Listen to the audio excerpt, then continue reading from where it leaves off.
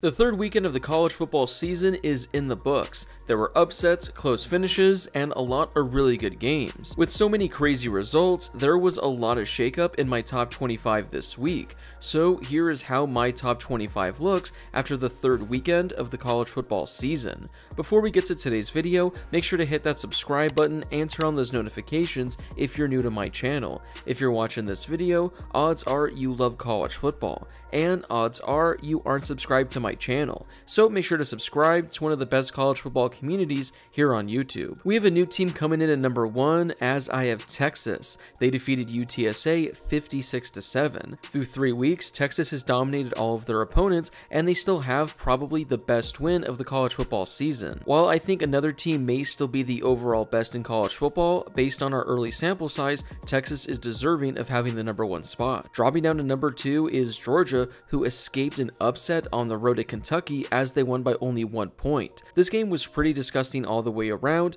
but Georgia was able to walk out of Kentucky with a 1-point victory. The fact that Georgia was like a 3-score favorite in this game and they barely were able to hang on against a pretty bad Kentucky team, that is a little bit concerning for the Bulldogs. Ohio State didn't play this weekend, so here's where I got them. Ole Miss had a comfortable win over Wake Forest as they won 40-6 on the road. Jackson Dart continues his incredible Heisman push as he threw for 400 yards with 2 passing touchdowns. Ole Miss is looking like they have one of the best offenses in all of college football this year, but this was another game in which their defense really looked the part. Alabama went on the road to play a very rare non-conference road game, but it didn't matter because they dominated Wisconsin 42-10. Jalen Milroe did it all for the Tide as he threw for 200 yards with 3 passing touchdowns while leading the team in rushing with 75 yards and 2 rushing scores. Nick Saban is gone, but this is looking like the same Alabama team. USC didn't play this weekend, so here's where I got them. Miami had a pretty easy win as they took down Ball State 62-0.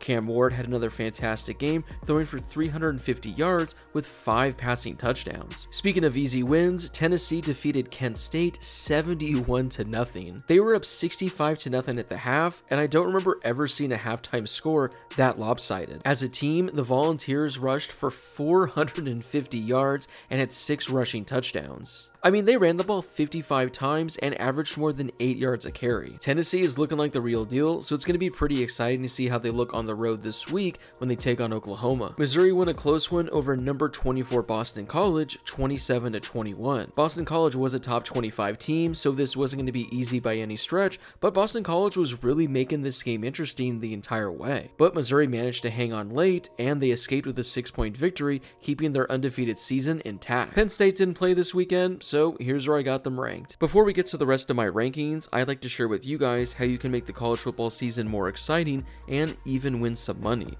I've partnered with Underdog Fantasy to bring you this amazing deal. If you download the Underdog Fantasy app and use promo code Harris, they'll match your first deposit up to $1,000. That's right, they're giving you up to $1,000 of free money.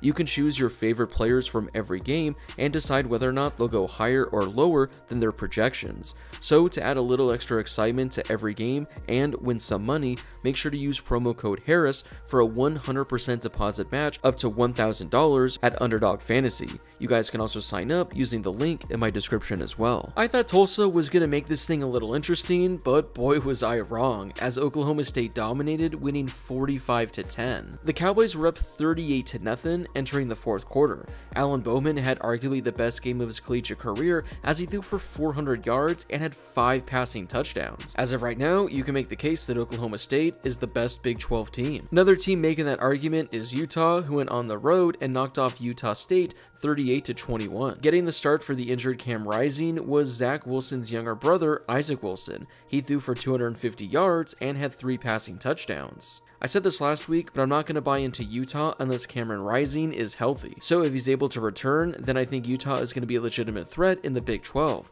But until he does, I just can't be fully in on the Utes. Kansas State had probably the most impressive victory of the entire weekend as they knocked off number 20 Arizona 31-7. The result in this one's pretty crazy considering Arizona actually jumped out to a 7-0 lead, but after that touchdown in the first quarter, the Wildcats outscored them 31-0. Avery Johnson had his coming out party as he had the game that everyone was expecting out of him entering the year. He threw for 150 yards with 2 passing touchdowns, but led the team with 110 yards on the ground. Kansas State is another team that's looking like a legitimate threat in the Big 12 this year. After a couple of really close victories to begin their year, Oregon had a blowout as they took down Oregon State 49-14. Dylan Gabriel had a fantastic game as he completed 20 of 24 passes, throwing for 300 yards with 2 touchdowns, while also adding a 54-yard touchdown on the ground as well. This one went down to the wire, but LSU escaped with a 36-33 victory. Now, things weren't looking good for LSU early on as they were trailing 17-0 and 24-10 in the second quarter. They were even trailing by 4 points with just a couple minutes left in the game, but a last-second touchdown and a missed field goal from South Carolina won the game for the Tigers. Garrett Nussmeier led the comeback as he threw for 300 yards with 2 passing touchdowns. It wasn't super pretty, but this is Oklahoma's best win of the year as they took down Tulane by 15 points. Despite leading 21-0 midway through the second quarter, Tulane slowly creeped back into this game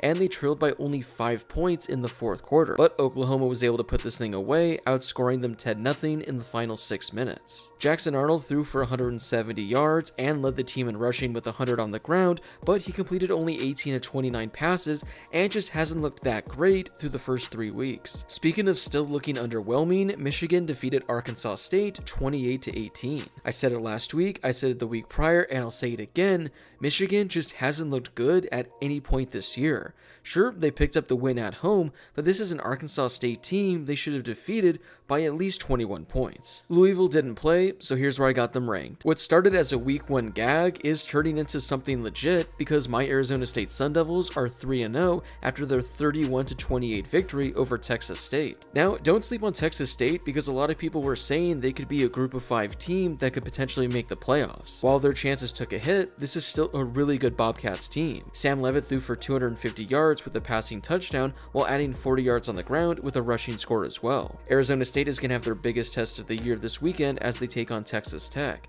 If they're able to knock off the Red Raiders, then I might be buying into Arizona State being a legitimate threat in the Big 12 this year. After last week's thrilling win over Colorado, Nebraska had an easy one this weekend as they took down Northern Iowa 34-3. Dylan Raiola threw for 250 yards and had 2 passing touchdowns. Syracuse didn't play this weekend, so here's where I got them ranked. Illinois also didn't play this weekend, so here's where I got them ranked. Finally, Northern Illinois didn't play this weekend, so here's where I got them ranked. Entering my top 25 this week, I have Memphis, who moved to 3-0 after their road victory over Florida State. Now, considering the Seminoles are 0-3, this isn't that impressive of a victory, but considering they were a pretty big underdog and they still have to go on the road to win at Florida State, I do think this is a pretty solid victory. Seth Hennigan threw for just under 300 yards with 2 passing touchdowns, and a lot of people think Memphis might be the best group of 5 team in all of college football right now. Wrapping up my top 25, I have UNLV, and apparently I saw this tweet this morning that UNLV has never been ranked inside the top 25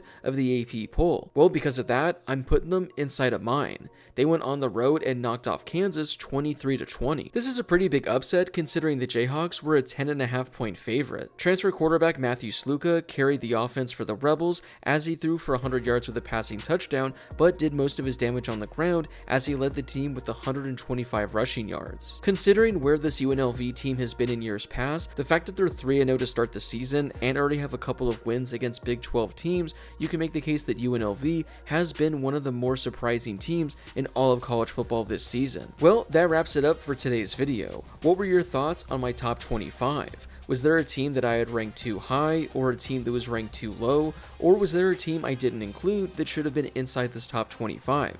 Whoever it is, let me know in the comments down below. Before you leave, don't forget to hit that subscribe button and turn on those notifications if you're new to my channel. I'm posting college football videos every day during the season, so make sure to subscribe so you never miss a video.